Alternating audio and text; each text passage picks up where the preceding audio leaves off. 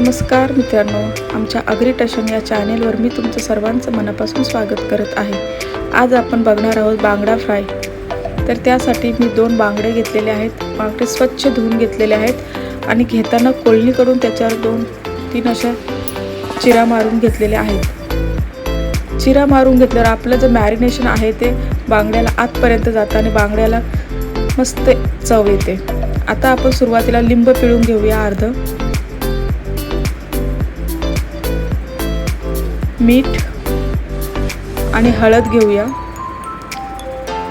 मीठ, हळद, लिंबू हे दोन्ही बाजून व्यवस्थित लावून घेऊया। हे आपलं पहिलं मॅरिनेशन आहे।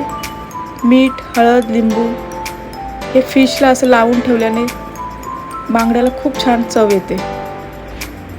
हे असं व्यवस्थित लावून घ्यायचं, चोळून त्या चिरामध्ये पण हळद, मीठ सर्व व्यवस्थित लावायचं।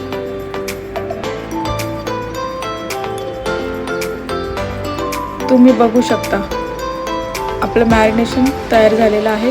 आता हे आपण 10 मिनिटे ठेवून देऊया आणि आता दुसऱ्या मॅरिनेशनची तयारी करूया। त्यासाठी मी लसूण, गरम मसाला, हळद, आगरी मसाला, धनेपूड, मीठ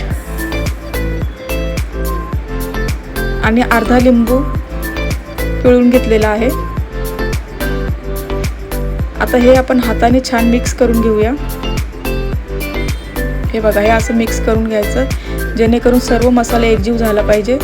आता हा आपला मसाला आपण बांगड्यांना नीट लावून घेऊया, पूर्ण आतपर्यंत लावून घ्यायचा आहे। जेवढा मसाला नीट लागला जाईल तेवढा बांगड्याला चव येईल।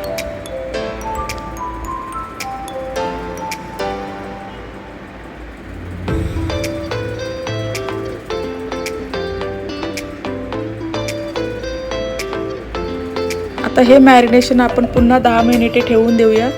तोपर्यंत मी एक तवा घेतला आहे।